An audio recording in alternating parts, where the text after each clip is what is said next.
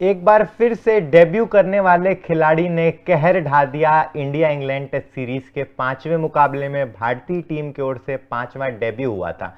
हमने देखा कि दूसरे ही सीरीज से लगातार डेब्यू हो रहे थे। दूसरे सीरीज में जहां रजत पाटीदार का डेब्यू हुआ, बहुत कुछ खास नहीं कर पाए और उसके बाद उनको 5वें मुकाबले से बाहर कर दिया गया क्योंकि वो चोटिल हो गए थे। लेकिन तीसरे सीरीज की बात करें, इस सीरीज के तीसरे मुकाबले की बात करें, 2 डेब्यू हुए थे। ध्रुव जुरैल, सरफराज खान, एक से बढ़कर एक परफॉर्मेंस, दोनों ही डेब्यूटेंट ने बहुत शानदार परफॉर्मेंस किया। अब तक बैक टू बैक बहुत अच्छा परफॉर्मेंस करते हुए आए हैं। चौथे मुकाबले में हमने देखा गेंदबाज आकाशदीप का डेब्यू हुआ।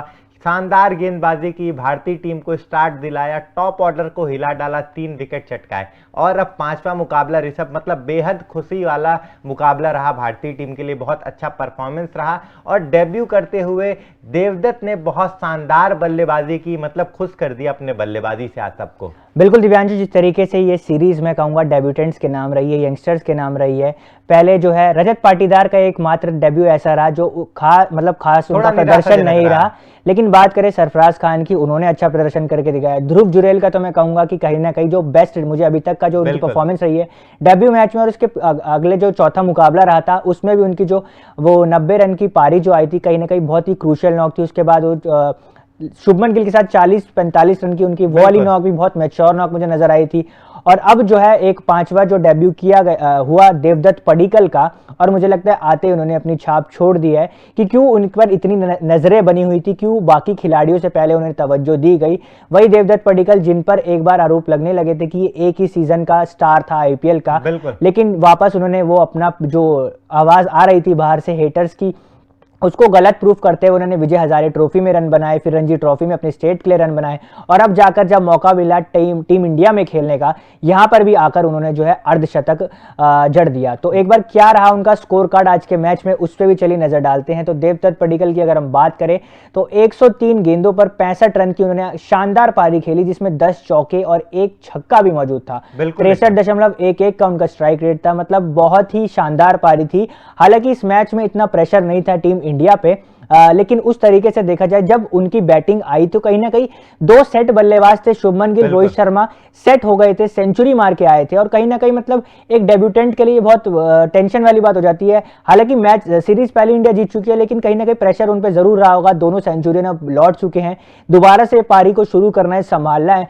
और वहां पे उस स्टेज पर आकर जो इन्होंने ये शानदार पारी खेली, मुझे लगता है बहुत ही कमाल की थी। बिल्कुल ऋषभ, जहां पर हमने देखा कि बेन स्टोक्स गेंदबाजी करने आए, पहली गेंद पर रोहित शर्मा को पवेलियन भेजा, और उसके बाद अगले ही ओवर में जेम्स एंडरसन की ओवर में हमने देखा शुभमन गिल पवेलियन चले गए, और शुभमन गिल के साथ बल्लेबाजी कर रहे थे देवदत्त। तो एक डेब्यूटेंट जब बल्लेबाजी करता है और उसके आने से पहले एक खिलाड़ी आउट हुआ हो, उसकी टीम का कप्तान आउट हुआ हो, उसके सामने फिर एक सेंचुरियन आउट हो रहा है, तो प्रेशर रहता है। और फिर उनके सामने कोई ऐसा खिलाड़ी नहीं आया कि जिसके पास बहुत एक्सपीरियंस हो।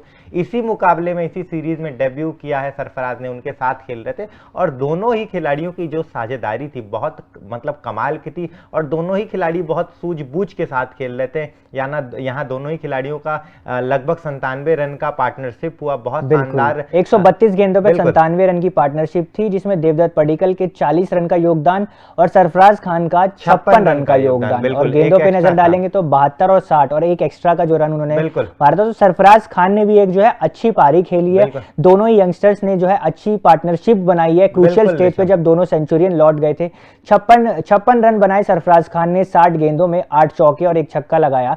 93.33 का उनका स्ट्राइक रेट था। मुझे लगता है बहुत ही अच्छा काम करके गए हैं दोनों ही यंगस्टर यहाँ। बिल्कुल, सरफराज खान हर बार की तरह इस बार भी अच्छा परफॉर्म करके गए हैं। लेकिन देवदत्त पाटिकल की बात करें, देवदत्त ने जिस तरीके से बल्लेबाजी की, मतलब सबका मन मोह लिया, क्योंकि मुझे लगता है कि प्रेशर तो नहीं था भारतीय टीम पे क्योंकि सीरीज जीत ली थी, लेकिन जब आप बल्लेबाजी करते हैं और आपके सामने ही दो, आपके पहले एक विकेट जाता है, फिर बाद में विकेट जाता है, और जिस तरीके से वहां पर एक तरीके का एक छोटा सा कमबैक हुआ था वहां पर जब वो मैदान में आए थे, तो इंग्लैंड का एक छोटा सा कमबैक हुआ था, विकेट गिर रहे थे, इंग्लैंड थोड़ा मतलब अपने तरफ मुकाबले को खींच रहा था, उस पोजीशन पे आके उन्होंने बहुत अच्छी बल्लेबाजी की, जहां हमने देखा 4 नंबर एक समस्या बन गई थी दूसरे मुकाबले से ही, यहां पर 4 नंबर पर आकर बहुत शानदार और धुआंधार बल्लेबाजी हमने देखा देवदत्त ने की, और सबको मतलब इंप्रेस किया है अपने जिस तरीके से डेब्यू में आकर परफॉर्म परफॉर्मेंस किया। और ना सिर्फ इन्होंने, मुझे लगता है कि भारतीय टीम ने जितने भी डेब्यूटेंट्स अभी तक खेले सबने ही बहुत शानदार प्रदर्शन इंप्रेस किया। अगर हम रजत को पाटीदार को छोड़ अगर दिया छोड़ जाए दें, बिल्कुल उन्होंने थोड़ा सा निराश किया, लेकिन बाकी खिलाड़ियों ने, मतलब मुझे लगता है कि इतना सक्सेसफुल